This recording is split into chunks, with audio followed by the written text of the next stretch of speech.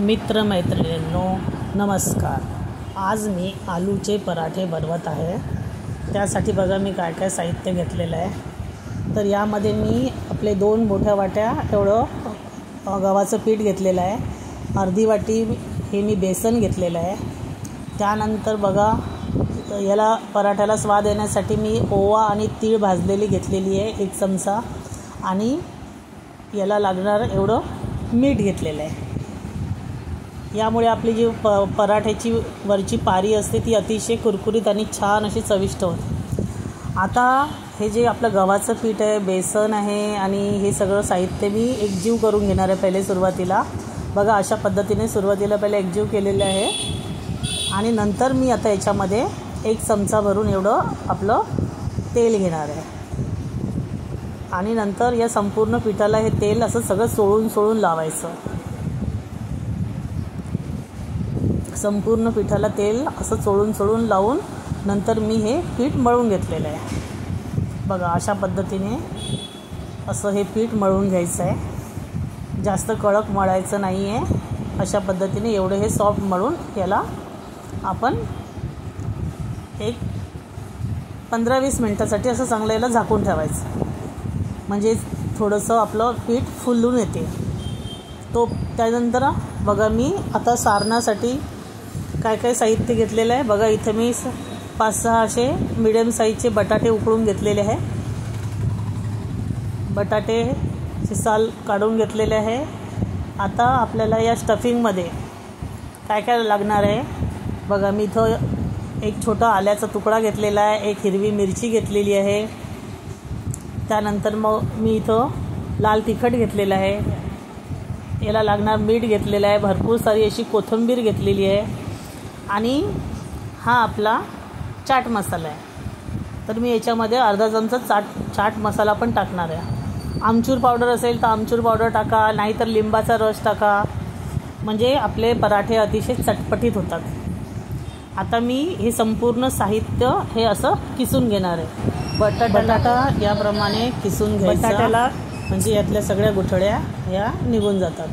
त्यानंतर मी ही कोथिंबीरही चांगली बारीक चिरून घेतलेली आहे। आलंसुद्धा किसून घेतलेलं आहे। मिरचीसुद्धा बारीक कापून घ्यायची। त्यानंतर याच्यात हळद आहे, सॉरी हा चाट मसाला आहे, हळद नाही घातलेली याच्यामध्ये, चाट मसाला आहे तो, मीठ आणि तिखट। हे संपूर्ण साहित्य जे आपण घेतलेलं आहे ते हे संपूर्ण या बटाट्यामध्ये चांगलं लावून घ्यायचं आणि याला खूप चांगल्या पद्धतीने मळून घ्यायचं। संपूर्ण बटाट्याच्या या सारणाला सगळं एकजीव करून घ्यायचं, म्हणजे सर्व साहित्य हे छानपैकी असं तयार होतं। बघा अशा पद्धतीने संपूर्ण साहित्य टाकून घ्यायचं आणि चांगला याचा मळून गोळे करायचे, म्हणजे आपले पराठे हे अतिशय टेस्टी होतात। बघा मी असे मोठे असे गोळे केलेले आहे, कारण पराठे आलू पराठा म्हटला की चांगला गुबगुबीत खायला छान लागतो आणि एकामध्येच आपलं पोट भरून जाते। बघा अशा पद्धतीने मी गोळे करून घेतलेले आणि आता आलू पराठा अशा पद्धतीने आलू पराठा करताना आपला जो कणकेचा गोळा आहे त्याला अशा प्रकारे वाटीचा आकार द्यायचा, मध्ये थोडासा जाड ठेवायचा। बघा मी कशी करते आणि पूर्ण आतल्या बाजूला थोडंसं तेलाचा हात लावायचा, नंतर त्याच्यामध्ये असं पीठ भुरभुर करायचं, म्हणजे जो आपला गोळा आहे तो सगळीकडे असा व्यवस्थित पसरला जातो। आणि बघा आणि जेवढी कणिक तेवढाच गोळा घ्यायचा, म्हणजे हे जे आपलं सारण आहे सगळीकडे पसरल्या जाते। खूप असं चांगलं हे ज्याला आपण स्टफ पराठा बनतो त्याच्यामध्ये हे सारण जे आहे हे अतिशय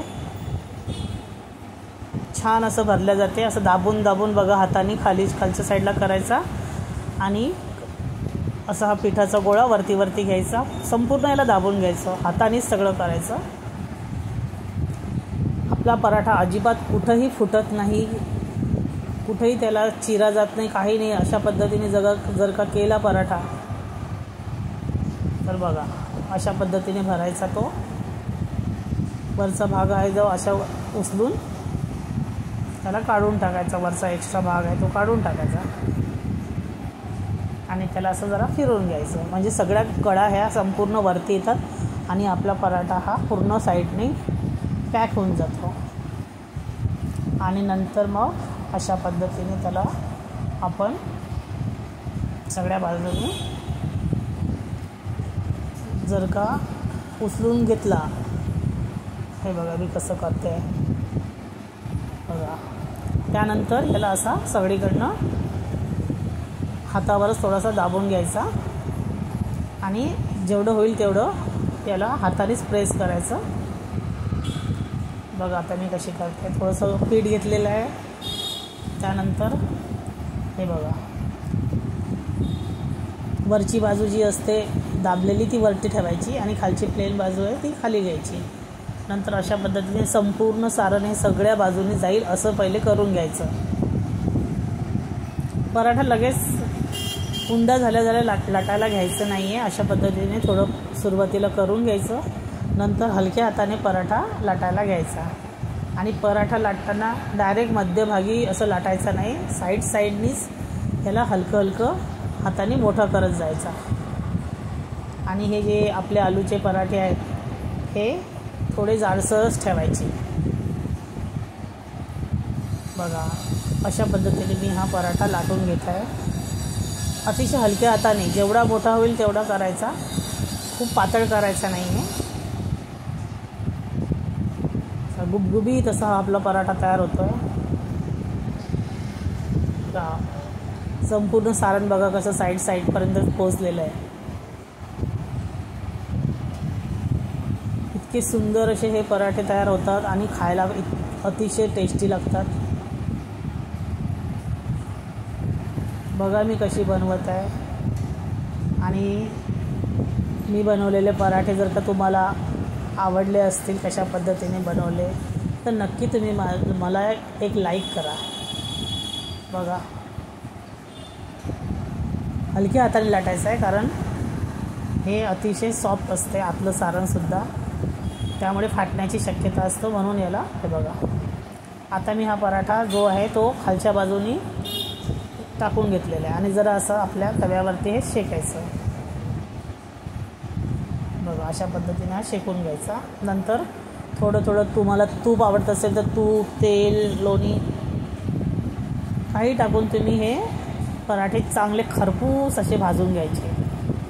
थोडं तेल टाकत राहायचं, दाबून असा हा पराठा सगळीकडनं त्याला हे करायचं. आणि गॅस हा मीडियम आचेवर ठेवायचा. जास्त मोठ्या गॅसवर ठेवला तर लगेच पराठे जळून जातात, मग त्यामुळे खमंगपणा येत नाही. बघा हा सगळा असा खमंगपणा आला पाहिजे, असं सगळं गुलाबी असं दिसला पाहिजे सुरुवात. बघा कसं आतलं सारणपर्यंत जे जात आहे. बघा अशा पद्धतीने खूप छान असे हे पराठे मी आता भाजून घेते.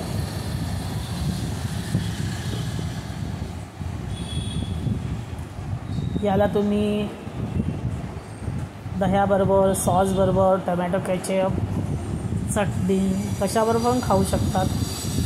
नाश्त्याला पण चांगले आहे, जेवणामध्ये पण चांगले आहे, अतिशय टेस्टी होतात. बघा अशा पद्धतीने मी आता हे संपूर्ण पराठे करून घेतलेले आहे. आता बघा मी तुम्हाला हा पराठा असा उघडून दाखवते. बघा कसं सगळीकडे यातलं हे जे स्टफिंग आहे बघा, ज्याला आपण सारण म्हणतो, हे सगळीकडे बघा कसं पोचलेलं आहे.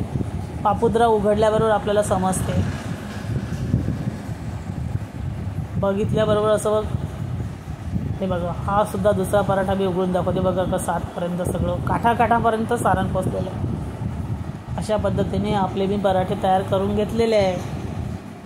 आणि त्यासोबत मी असं घट्टसं दही घेतलेलं आहे साखर टाकून. बघा तर मी हे पराठे कसे बनवले ते तुम्ही मला कमेंट करून नक्की सांगा. आणि एक लाईक तर याला द्या तुम्ही. धन्यवाद.